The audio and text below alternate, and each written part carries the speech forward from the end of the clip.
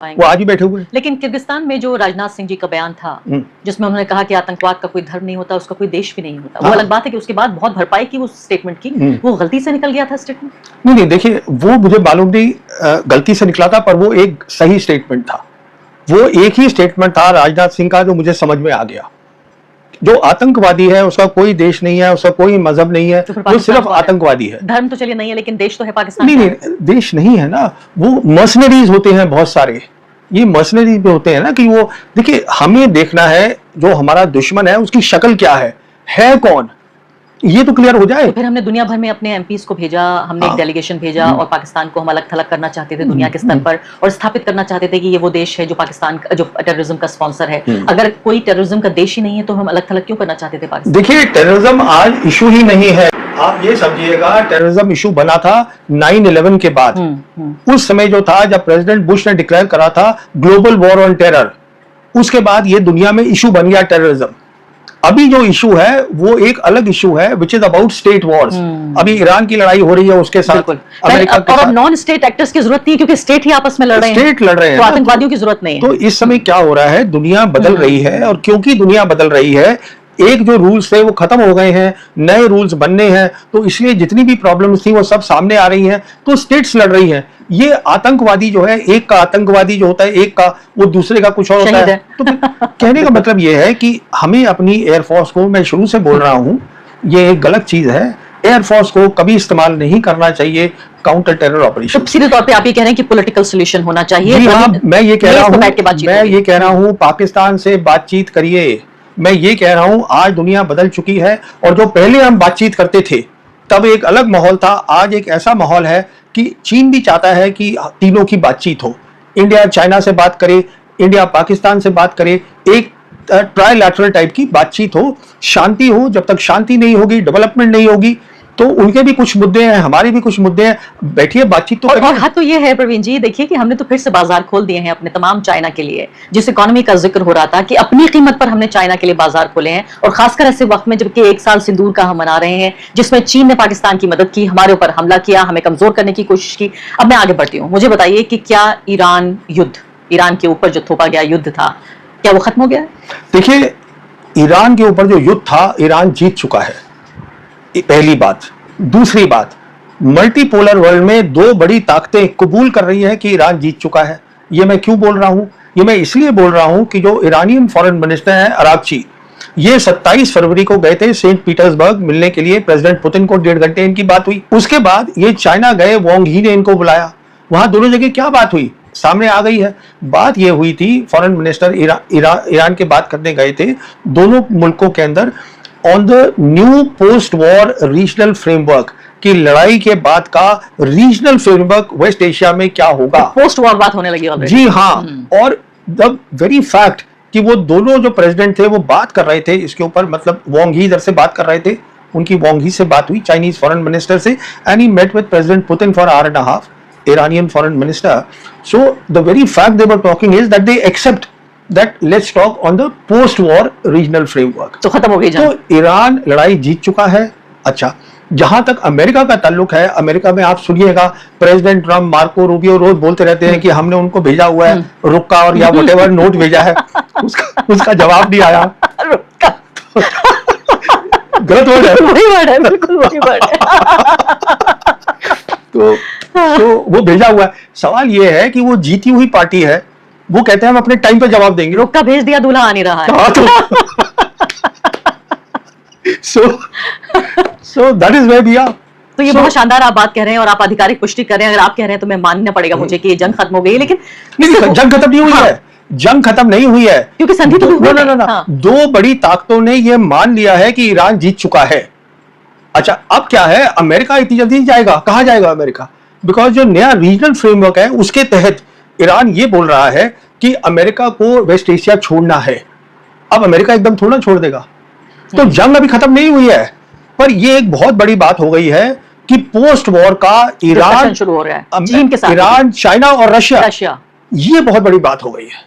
अब मेरे पास कई सवाल हैं आपके लिए, और ये इन सवालों की अलग अलग ज्योग्राफी है। पहली बात मैं आपसे पूछना चाहती हूँ कि इस पूरी जंग में अमेरिका को क्या मिला और ईरान को क्या मिला?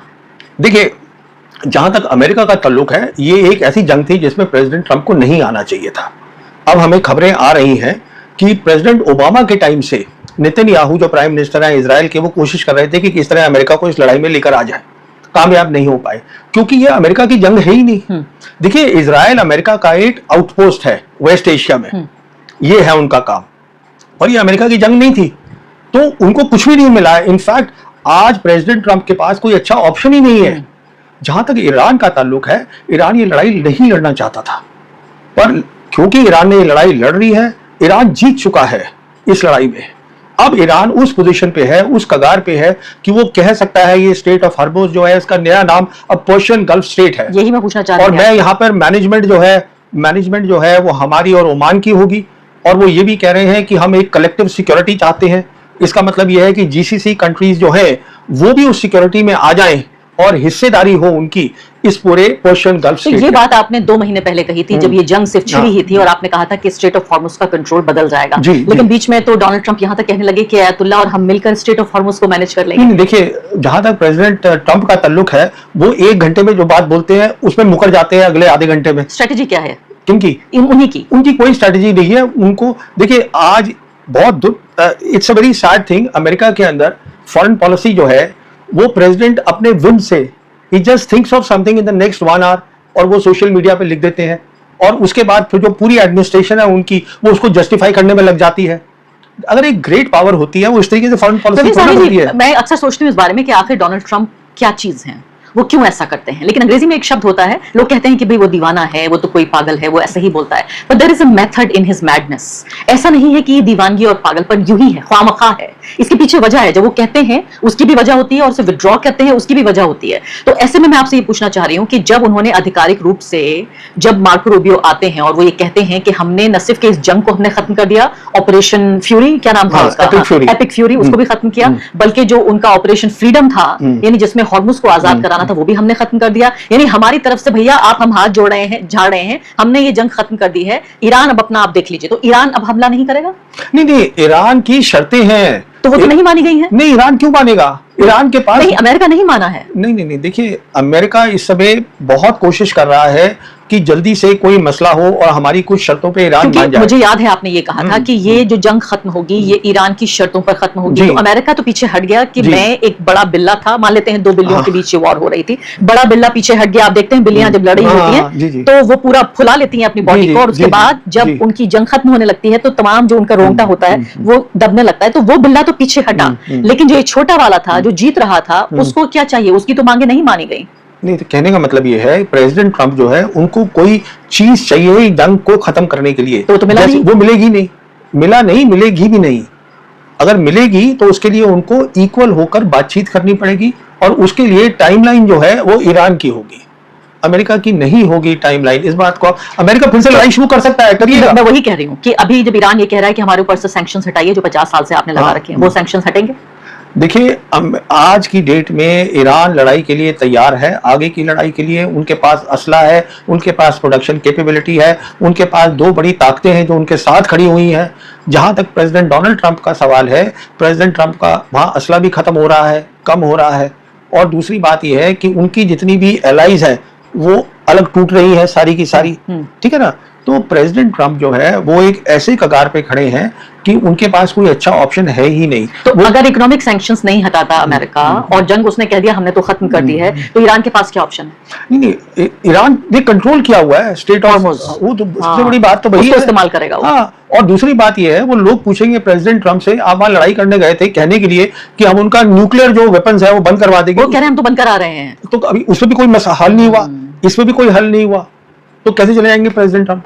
उनको तो फिर से लड़ाई लड़नी है। पर सवाल यह हासिल क्या होगा? जो अब तक आप हासिल नहीं कर पाए, आगे कैसे कर लेंगे, ये समझा दीजिए। अब मैं आपसे पूछना चाहती हूँ इजराइल के बारे में और पूरे गल्फ रीजन के बारे में। इजराइल के लिए कहा गया, आप खुद ही कह रहे हैं बात, और ये बाकी ये तो पूरी तरीके से वाज़ेह हो चुकी है कि इजराइल की जंग थी, अमेरिका में भी लोग जानते हैं। नेतन्याहू अपने चुनाव के लिए, अपनी पॉलिटिक्स के लिए इस जंग को लड़े थे। वो चाहते थे कि जितना लंबा खिंच सके अच्छा है, मतलब जितना खोखला किया जा सके ईरान को। उनको पता था ईरान हारेगा नहीं, लेकिन जितना खोखला कर सकें वो उतना अच्छा रहेगा। तो क्या ईरान नंबर 1 खोखला हुआ? 2, इस पूरी जंग में इजराइल को क्या हासिल हुआ? क्या ईरान फिलिस्तीन का बदला ले पाया? देखिए, ईरान इजराइल का जहां तक ताल्लुक है, इजराइल का जो सपना था कि हम रीजनल डोमिनेंस करेंगे ईरान को खत्म करके, वो सपना खत्म हो चुका है। ग्रेटर इजराइल नहीं बनेगा, वो बात ही खत्म हो गई है। क्योंकि अभी जो ये नया फ्रेमवर्क की बात चल रही है, जो रीजनल फ्रेमवर्क जिसकी मैं आपको बता रहा था, रीजनल फ्रेमवर्क में उसमें अमेरिका का कोई रोल नहीं है और बिना अमेरिका के इजराइल कुछ कर ही नहीं सकता है। तो पहली बात तो ये हो गई, तो वो कहीं भी नहीं खड़े। इस समय डोमिनेंट पावर जो है वेस्ट एशिया की वो है ईरान, और ईरान जो है, ये दोनों जो बड़ी ताकतें हैं वो उसको एक्नॉलेज कर रही हैं। रूस और चीन एक्नॉलेज कर रही हैं। तो इससे ताकतवर पोजीशन में देखिए ईरान ने बहुत कुछ सहा है। तो अगर वो कह रहे हैं हमें ये चीजें चाहिए, तो जब तक वो नहीं मिलेगी या जब तक अमेरिका एज ए इक्वल आके बातचीत नहीं करेगा। अब देखिए वो कोशिश करी गई थी पाकिस्तान में, आपको याद है 11 अप्रैल को ये बातचीत हुई थी और 21 घंटे के अंदर जेडी वैंस वापस आ गए। तो मतलब बात ये है, आपकी ये एरोगेंस जो है कि हम सबसे बड़ी ताकत है दुनिया की, वो खत्म हो गई है। या तो आप आके बात करिए, या आपको नहीं बात करनी तो आप लड़ाई लड़िए। अब लड़ाई में आपको क्या हासिल होगा? अब वो कह रहे हैं प्रेसिडेंट ट्रंप की हम इनकी पूरी एनर्जी तबाह कर देंगे ईरान की। ईरान कहते हैं कि अगर आप हमारा करेंगे तो हम बाकी जो आपके एलाइज हैं वहां पर जीसीसी के हम भाग कर देंगे। तो उसमें नुकसान किसका है? ट्रंप का नुकसान है। क्यों नुकसान है? क्योंकि ट्रंप के पास तेल है, पर ट्रंप के पेट्रो डॉलर्स खत्म हो जाएंगे। लेकिन तेल तो जितना ऊपर जाता है फायदा होता है अमेरिका को। नहीं, देखिए ना, आज अमेरिका की दो बातें मैं आपको बताना चाहूंगा। और पेट्रो डॉलर भी समझाइए हमारे दर्शकों को कि ये जो पूरी करेंसी जिसका पूरा जिक्र है, जो जीसीसी पर पूरा कब्जा था, इसके क्या मायने हैं? इसका मायना ये था कि 1974 में एक बातचीत हुई थी between America and Saudi Arabia. Saudi सबसे बड़ी कंट्री है जीसीसी की। उनसे बात हुई थी कि देखिए साहब, आप जो है, जो अपना ऑयल है और जो गैस है, इसको आप बेचिएगा और डॉलर में बेचिएगा, और हम जो है आपको सिक्योरिटी देंगे। तो फिर उसके बाद जो बाकी जीसीसी कंट्रीज थी वो भी इसी पे आ गई। तो अब उन्होंने डॉलर में बेचना शुरू कर दिया। अब दुनिया की कंट्रीज हैं, उनको वहां पर आके तेल लेना है। सरमोज से, जैसे आप जानती हैं, 25%, 1/5 of the oil and gas off the world passes through that. तो अगर उनको खरीदनी है, आके वहां पे तेल लेना है, इनमें से किसी कंट्री से, ओपेक बन गया, फिर उनसे लेना है अगर, तो उनको डॉलर चाहिए। तो डॉलर रिजर्व करेंसी बन गई दुनिया की। आज की हालत क्या है कि अमेरिका का 39 ट्रिलियन नेशनल डेट है, और उससे खतरनाक बात क्या है कि आज उनका नेशनल डेट उनकी जीडीपी से ज्यादा है। उसका मतलब क्या होता है? जीडीपी होता है एक मुल्क जैसे अमेरिका है, एक साल के अंदर क्या प्रोड्यूस करता है, गुड्स और सर्विसेज, दैट इज जीडीपी। उनका डेट उससे ज्यादा है। तो कहने का मतलब यह है, इकोनॉमी पोजीशन जो है बहुत खतरनाक है, बहुत नाजुक है अमेरिका की। अगर ये पेट्रो डॉलर आने बंद हो गए, जैसे ईरान बोल रहा है कि अमेरिका को यहां से भगाओ, और ईरान अगर कल बोल देगा कि हम यहाँ पे जो ट्रेड है सिर्फ रियाल में करेंगे या युआन के अंदर करेंगे, जो तय होगा, तो फिर पेट्रो डॉलर खत्म हो गया। पेट्रो डॉलर खत्म हो जाएगा तो उनकी इकोनॉमी खत्म हो गई। अगर उनकी इकोनॉमी खत्म हो गई तो वो ये बेसिस, और अभी वो 2027 के लिए, अगले साल के लिए पेंटागन कहता है हमें 1.5 ट्रिलियन डॉलर हमें बजट चाहिए, 1.5 ट्रिलियन डॉलर्स। तो कहां से पैसे आएंगे? आपको ये सवाल पसंद नहीं आएगा, लेकिन मैं पूछूंगी जरूर। वो ये कि अमेरिका जितना भी बुरा सही, जैसा भी सही है, एक डेमोक्रेटिक कंट्री, एक लिबरल डेमोक्रेसी है, अभी तक एक लिबरल फ्री वर्ल्ड का नेता रहा और हमेशा बात करता है वो अधिकारों की, वो आजादी की बात करता है। और मैं निजी तौर पर अमेरिका को बहुत आदर्श ना मानते हुए भी समझती हूँ कि एक ओपन फ्री वर्ल्ड के नेता के तौर पर अमेरिका ज्यादा सूटेबल है। आप जो सजेस्ट कर रहे हैं वो ये कर रहे हैं कि जब अमेरिका की सुपर पावर, चाहे वो पेट्रो डॉलर के जरिए, चाहे वेस्ट एशिया की ये लड़ाई हो या डोनाल्ड ट्रंप की दीवानगी हो, अगर उसकी सुप्रीमेसी या ये जो वर्ल्ड पावर है ये खत्म होती है, तो जो नई ताकतें उभर रही हैं उनमें रूस है, चीन है, या ईरान को भी थोड़ी देर के लिए मान लेते हैं कि एक वेस्ट एशिया की ताकत है, इनमें से कोई भी डेमोक्रेसी नहीं है। देखिए, ये डेमोक्रेसी की भी कहानी अमेरिका ने ही शुरू करी थी। और उन्होंने, देखिए, अमेरिका एक ऐसा मुल्क है जहां इनोवेशन होती है। आज भी दुनिया की सबसे बड़ी इनोवेशन अमेरिका में हो रही है, इसमें कोई शक नहीं है। पर यह भी असलियत है कि जब दुनिया यूनिपोलर थी, जब 1991 में सोवियत यूनियन खत्म हुआ और उसके बाद मैं मानता हूं कि 2013 में मल्टीपोलर वर्ल्ड बन गई, इसमें in the name of democracy जो अमेरिका ने कितना ज्यादा ये इराक को हटाया, लीबिया को हटाया, अफगानिस्तान में घुस गए, इधर घुस गए in the name of democracy, ये सब किया उन्होंने। बिल्कुल किया। तो अगर आप उनको देखें, democracy outside of America and democracy inside of America. जैसे मैं आपको उदाहरण देना चाहती हूँ कि भारत में या किसी भी देश में जब ह्यूमन राइट्स को लेकर बात होती है, चाहे झूठे के लिए ही सही, लेकिन एक दबाव तो आता है कि अल्पसंख्यकों पे हमले नहीं होनी चाहिए, इसके अलावा मानवाधिकारों की रक्षा होनी चाहिए। क्या आपने कभी ये आवाज कभी चीन से सुनी? क्या आपने ये आवाज रूस से सुनी? रूस में तो हालत ये है कि पत्रकार वहां पर अगर कोई एक शब्द बोल देता है पुतिन जी के खिलाफ, तो न सिर्फ कि वो जेल जाता है, दुनिया से ही उठ जाता है। चीन में भी वही हालत है। तो मैं सिर्फ ये कहने की कोशिश कर रही हूँ कि क्या दुनिया के उन लोगों के लिए जो लिबरल हैं, डेमोक्रेटिक माइंडेड हैं, ह्यूमन राइट्स की परवाह करते हैं, मिलिट्री को थोड़ा सा किनारे रख के, क्या ये अच्छी खबर है? देखिए, सवाल बहुत सीधा सा है कि क्या एक बड़ी ताकत को दूसरे देशों में जाकर दखल देना चाहिए कि नहीं करना चाहिए? नहीं करना चाहिए। अच्छा, तो चीन और रशिया और जो नया वर्ल्ड ऑर्डर बन रहा है, इसमें एक खास बात यह रहेगी कि हम दूसरे देश में जाके दखल नहीं करेंगे, हम दूसरे देश की सिविलाइजेशन की रिस्पेक्ट करेंगे और हम चाहते नहीं कि हमारे देश में कोई दखल करे। आपने जिक्र किया है चीन का, रशिया का, ईरान का, ये तीनों सिविलाइजेशंस हैं, हजारों साल की सिविलाइजेशंस हैं। अगर इतने साल वो रह गए और ये उनकी सोच है, देखिए आपकी जो सोच है, जो मेरी भी कुछ देर तक थी, पहले तक सोच थी, this is what is called a colonial mindset, कि हम दूसरे में जाके दखल अंदाजी हर जगह करेंगे। देखिए, ये हमें, आप चाइना के में जाइए, रशिया में जाइए, उनको कोई दिक्कत नहीं हो रही है। तो इन देशों में जो भी होता रहे, हमारे देश में जितना चाहे अल्पसंख्यकों पे हमला हो, जो भी कुछ होता रहे मुसलमानों ईसाइयों के खिलाफ, कोई देश कुछ कहने वाला नहीं होगा। हम कहेंगे हमारा ये आंतरिक मामला है और हम भी खुश रहेंगे और वो भी खुश रहेंगे। तो ये मसले तो हमें खुद हल करने हैं ना, हमें क्यों अमेरिका चाहिए यहाँ पर आके हमें लेक्चर दे ह्यूमन राइट्स के ऊपर? मुझे सैद्धांतिक रूप से आपकी बात से मैं सहमत हूं, लेकिन फिर भी अफसोस ये है कि इनमें से जो भी नई ताकतें उभर के आ रही हैं, जो नए पोल्स हैं, ये बहुत ओपन डेमोक्रेसीज नहीं है। और एक डेमोक्रेटिक माइंडेड पर्सन होने के नाते मुझे लगता है कि ये एक तरह का नुकसान है। देखिए, डेमोक्रेसी की भी डेफिनेशंस होती है। They are looking for globalization, they are looking for collaborations, but they don't want that you interfere in their civilizational matters, in their culture, in their traditions. Now these are two entirely different. आखिरी बात मुझे बताइए कि अगले 3 महीने या 6 महीने में ये जो पूरे वेस्ट एशिया की जो तस्वीर उभर रही है, इसको आप किस तरह से देखेंगे? क्या जो 1 करोड़ लोग वेस्ट एशिया में रहते हैं, जीसीसी कंट्रीज जिन्हें हम कहते हैं, रहते हैं, क्या वो ये मान लें कि अब यहाँ शांति आ गई है? देखिए, अगले 3 और 6 महीने में क्या होगा ये तय करना है प्रेसिडेंट ट्रंप को।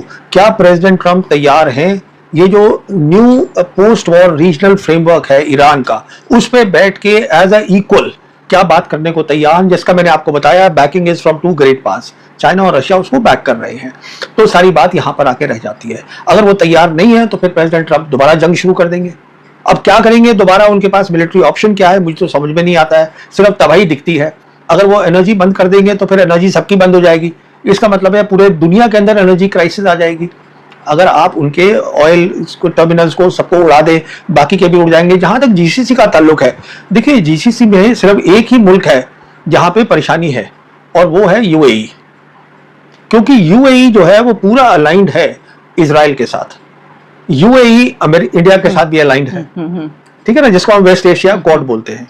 तो यहाँ पे दिक्कत सारी आ रही है। जहां तक सऊदीज का सवाल है, सऊदी समझ गए हैं हमें किस साइड पर होना है।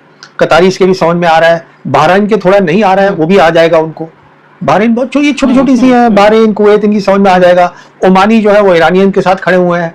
तो सारी दिक्कत जो है यूएई को है। और जहां तक आगे क्या होगा ये प्रेसिडेंट ट्रंप को तय करना है। क्या मैं बैठ के बात करने को एज अ इक्वल तैयार हूं? अगर नहीं तैयार हूं तो उनके ऑप्शंस जो है वो सारे गंदे ही ऑप्शंस हैं। He has no positive options. लेकिन तब तक आप कोई ये गारंटी नहीं दे रहे हैं कि peace has return to. No, peace has not returned. मैं गारंटी क्या, मैं तो कह रहा हूं नहीं आई है। ये this is what is called a cold peace. There is no peace. अभी कोई बमबारी नहीं हो रही है। नहीं, हाँ वो कोल्ड पीस है। वो हालत है। अभी पीस कहाँ है? पीस तो तब आएगी जब उनकी बातचीत होगी। वो कहाँ हो रही है? तब तक इंतजार करना पड़ेगा। तो नई नौकरियां या बिजनेस का पूरा माहौल, क्योंकि मैं आपको बता सकती हूँ कि भारत में इतनी चिंता है इस बात को लेकर, क्योंकि 1 करोड़ लोग तो वहां काम करते हैं, 6 करोड़ परिवार यहाँ पे पल रहे हैं। तो आप ये समझिए कि कितनी बड़ी पॉपुलेशन का एक बड़ा हिस्सा है जो कि डिपेंडेंट है। और सबसे बड़ी बात तो ये है कि हमें जो वहां से पैसा आता है वो सबसे बड़ी तादाद में जीसीसी कंट्रीज से आता है, तो हमारी इकोनॉमी के लिए भी बहुत अहम है। और इकोनॉमी तब तक हम कुछ नहीं कह पाएंगे जब तक कि शांति नहीं लौटेगी। लेकिन आप कह रहे हैं उसके लिए बहुत जरूरी है कि पहले ये युद्ध जो है वो खत्म होना चाहिए। युद्ध बंदी की सारी शर्तें या जितनी शर्तें दोनों तरफ होनी चाहिए, उसके बाद पूरे तरीके से माना जाएगा। तब ये माना जाएगा। और वो मेरे ख्याल से जल्दी में होने वाला नहीं है, क्योंकि शर्तें ही इतनी मुश्किल हैं कि ईरान मानेगा नहीं। और उधर वो देखिए, ईरान तो नहीं मानेगा।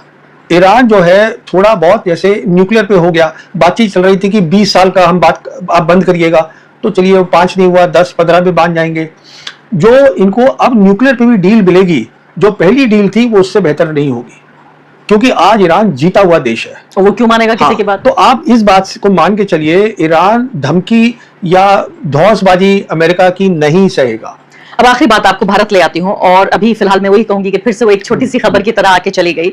जो लेफ्टिनेंट जनरल NS राजा सुब्रमणी है, रिटायर्ड, उनको अपॉइंट किया गया है भारत के अगले चीफ ऑफ डिफेंस स्टाफ के तौर पर, और साथ साथ जो वाइस एडमिरल कृष्णा स्वामीनाथन है, उनको भारत के नेवल स्टाफ के चीफ के तौर पर भी नियुक्त किया गया। इसको लेकर ये माना जा रहा है कि भाई ये भी आर्मी बैकग्राउंड के हैं हमारे जो CDS हैं, इसमें क्या हर्ज है? नहीं, मुझे कोई हर्ज नहीं है, ये तो सरकार ने तय करना है। मेरी सिर्फ दो बातें हैं, हर्ज मैं कौन होता हूं करने वाला। मेरी दो बातें ये हैं, पहली बात तो ये समझिएगा कि हमें सिंदूर से पता चल गया है कि जो लड़ाई अगली होगी, अगर हो, खुदा ना खास्ता ना हो तो बेहतर है, अगर हुई तो एयरफोर्स का मेन रोल होगा, वो लीड रोल होगा। तो अगर CDS होता है एयरफोर्स का तो वो बेहतर है हमारे लिए। पर दूसरी बात यह है साथ साथ कि ये CDS बनाया क्यों गया? मैं वही पूछना चाहती थी कि ये तो एक पॉलिटिकल पोस्ट है एक तरह से। तो ये आपने बिल्कुल सही कहा, ये मिलिट्री पोस्ट है ही नहीं, क्योंकि ये इन्होंने जनरल बिपिन रावत को लाना था। जनरल बिपिन रावत को पहला CDS बनाना था, क्योंकि वो आइडियोलॉजिकली इंक्लाइंड हैं सरकार के साथ, क्योंकि वो होना बहुत जरूरी है। अगर आइडियोलॉजिकली CDS इंक्लाइंड नहीं होंगे, और आर्मी सबसे बड़ा तबका है, तीनों सर्विसेज में सबसे ज्यादा मैन तादाद ज्यादा है। Yeah, that's right, that's the word. So they are the largest of the three services. So if they are aligned politically and ideologically with the government, then it becomes easier for the government to say कि हम operation सिंदूर करेंगे, हम counter terror operations करेंगे। तो और फिर देखिएगा, counter terror, ये जो सिंदूर भी हुआ था, इसमें भी आपको मजेदार बात बताऊं कि 9-10 तारीख को हमने कहा कि हमने कोऑर्डिनेटेड एक्शन किया था। तीनों सर्विसेज थी, हमने प्लान बनाया, 6-7 को लड़ाई शुरू हुई, 1-1.5 दिन हमने कुछ खास नहीं किया, उसके बाद हम कहते हैं हमने कोऑर्डिनेटेड एक्शन किया, और उसके अंदर CDS ऑपरेशनली मतलब कॉम्बैट के तौर पे मिले हुए थे, जबकि CDS का हमें बताया गया था रोल सिर्फ एडवाइजरी रोल है। पर जो एडवाइजरी रोल का काम था, आपने देखा होगा, वो फोटो भी आई थी कि वो तीनों चीफ बैठे होते हैं और CDS भी बैठे होते हैं। जब प्रधानमंत्री बात करते हैं तो एडवाइजरी कहाँ से थी, सब बैठे हुए थे। कहने का मतलब ये है कि जो CDS पोस्ट है, मेरे हिसाब से इस पोस्ट की अभी जरूरत है ही नहीं और थी ही नहीं। अभी आप ये जो देखिए, अनिल चौहान देखिए, नया वाले जो CDS बन रहे हैं, इनको देखिए, ये दोनों एडवाइजर थे NSA के, तो NSA के करीब थे। अब NSA करीब होने का क्या मतलब हुआ? दो बातें, क्योंकि सरकार ये मानती है कि this is not a era of war, कि हमें लड़ाई नहीं लड़नी है। तो लड़ाई नहीं लड़नी है तो क्या करोगे आप? काउंटर टेरर ऑपरेशन करेंगे। तो वो मैसेज को लेके जाना और सबको बताना और उसको ट्रांसलेट करना मिलिट्री लैंग्वेज में और समझाना, वो CDS का काम है ना, तो वो आर्मी का ही होना था। बिल्कुल, और वही होना था जो कि करीब है डोवल साहब के। बहुत बहुत शुक्रिया आपका प्रवीण साहनी जी इस लंबी बातचीत के लिए। उम्मीद है कि हमारे दर्शकों को तो बहुत कुछ कॉन्सेप्ट्स क्लियर हुए होंगे। उम्मीद हम यही करते हैं इस पूरे पॉडकास्ट के जरिए कि कोई बहुत क्विक कमेंट्री या त्वरित टिप्पणी, जिसे हिंदी में हम कहते हैं, उसके बजाय एक ठीक से बैठकर शांति के साथ बातचीत की जाए। क्योंकि सबसे बड़ी बात यह है कि अगर देश हित में कोई भी बात है, मैं तो कहती हूँ दर्शकों के अलावा जो सरकार में बैठे हुए लोग हैं, जो हमारा मिलिट्री और सिक्योरिटी जो पूरा स्ट्रक्चर है उसमें बैठे लोग हैं, वो भी इस तरह के एक व्यक्ति को, जो किसी द्वेष से नहीं बल्कि एक हमदर्दी से, भारत के ही प्रति एक हमदर्दी से उन बातों को कह रहा है जो शायद कड़वी बातें हो सकती हैं, पसंद ना आए उन लोगों को जो राजनीति करना चाहते हैं, लेकिन सुननी बहुत जरूरी है। बहुत बहुत शुक्रिया।